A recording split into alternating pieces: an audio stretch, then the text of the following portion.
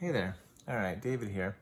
Some questions came up on the Microscope forum that some people had some issues getting some focusing, some blurriness, some other things. I actually wanted to go over with you what I have put together. My Microscope didn't come with great directions either, but I do have an OMAX microscope here. Sorry, hard to see. This is the one that I have, the trinocular. So it has the camera mount right here, and then it's got the two binoculars. So to start off, I'm gonna talk to you about adjusting your frame rate and resolution, and what that means if you're not familiar with that. So let's take a look. Okay, so in your software, which I am using the OMAX Taupe View, this is, now don't worry about the blurriness of that, I'm going to talk about that after, but these are your settings for your camera here, and what this means is currently I've got the live view, or the record, is set to 2592 by 1944. I think you can see that there. RGB. So if I hit record, it's going to record at high resolution, 2592 by 1944. I believe I've got the 5 megapixel camera. It's the OMAX A3550S. So if I remember correctly, this should be a 5 megapixel, which, as you can see, it's okay. It's not great. Don't worry about, like I said, it's blurry right now, and that's okay. It was actually kind of intentional to be that way. But the way you can change this, so what this means is, and let me show you here. If you go down here to the format button, you're going to click on format. It's going to bring up a window. Now, you can change your settings. Currently, I'm at 2592 by 1944, and my frame rate is 3 frames per second, okay? 3 FPS, all right? So when I'm recording, it's going to take 3 frames or 3 pictures every second. That's how video works. It takes pictures. And our brain puts them together and makes it look like a video. So, great high resolution. It should fill up your whole screen. The only problem is it's going to be very slow frame rate. So if you're doing something stationary like this, that's great. It doesn't matter.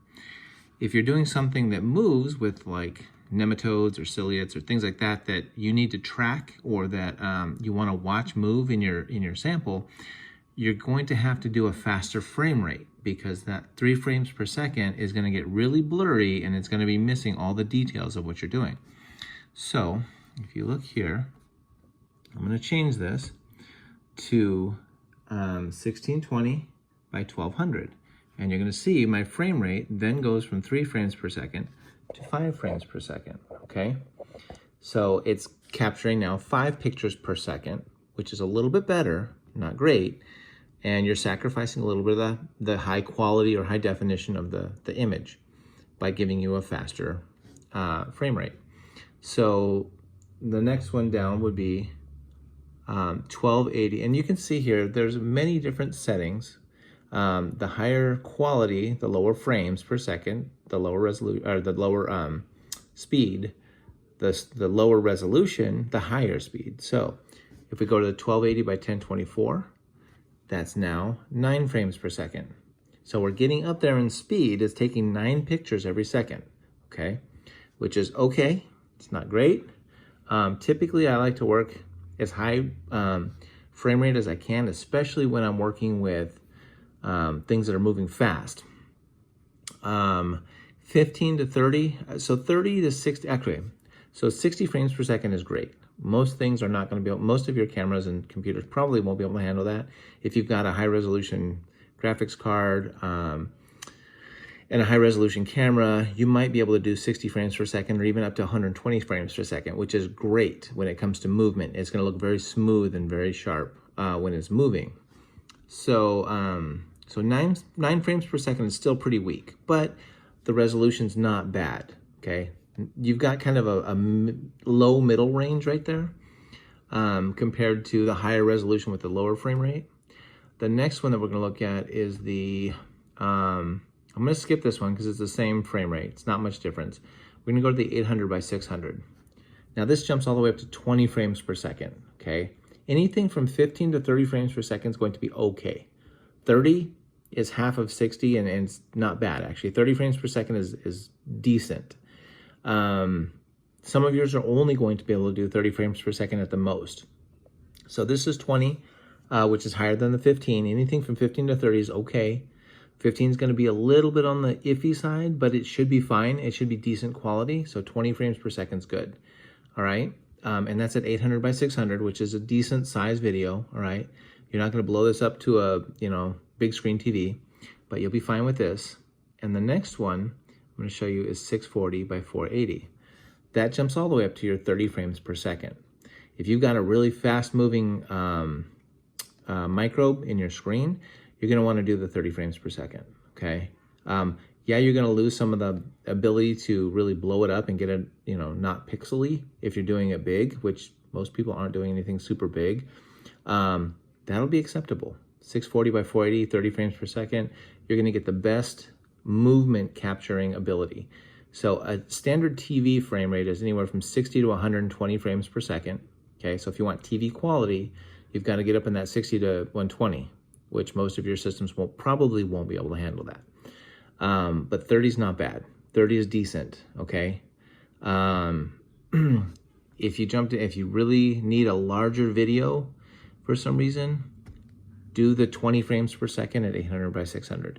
Okay. If you're doing still, you can go higher resolution so you can actually zoom in and see more detail on your items. But these are unfortunately we're limited unless you get a camera that does instead of like mine's a 5 megapixel. If you get a 10 megapixel, 20 megapixel, 30 megapixel camera, which is going to be very expensive, it might give you a 60 frames per second at 5 megapixels. Whereas mine is 5 megapixels at 3 frames per second because that's just the quality camera I got. This laptop can handle high frames per second.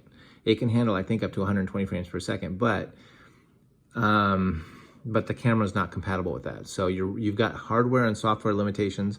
Some softwares don't let you do too high of resolution, but in this case, I think mine's more of a hardware limitation because my camera's not super high end. It's okay. It's just not super high end.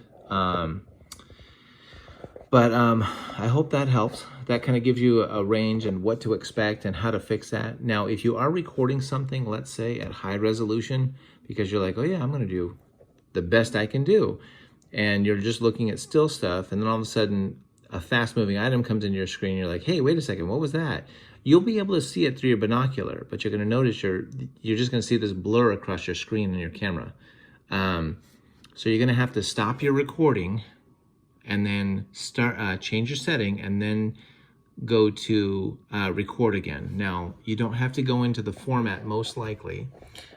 When you're in here, let's say you hit record, okay, and then you hit stop, you should be able to pull this quick menu down, go to your, let's say 800 by 600, and it automatically changes your resolution. You may have noticed that my my ruler on the side just changed. It changed its format. So I'm now only recording at 800 by 600 on this one, or you can do 640 by 480, whatever you're doing, okay? And you notice that the image is getting smaller and smaller here. But I mean, we'll capture, again, faster motion. So it's really up to you. You guys gotta use this as needed. So like I said, I hope that helps. I typically am not working with anything that's too fast moving, hopefully, but if I get a lot of anaerobic bacteria or something along those lines, I'm probably going to start off at a lower resolution with a faster frame rate. All right, so again, I hope that helps, but there's some other settings in there that you can work with. I'm not going to cover anything else here. This is pretty much for those who aren't familiar with recording. I had somebody say that they had something on their screen and they could see it in the microscope, but when they went to go look at it on the camera, all it was a big blur. And that was because their frame rate was, like I said, their frame rate here was too low. At 4 frames per second, it's not going to record any fast moving motion. So So work with that however you need to, and feel free to message me with any questions or anything like that, and be happy to help out. All right, take care. See you on the next video.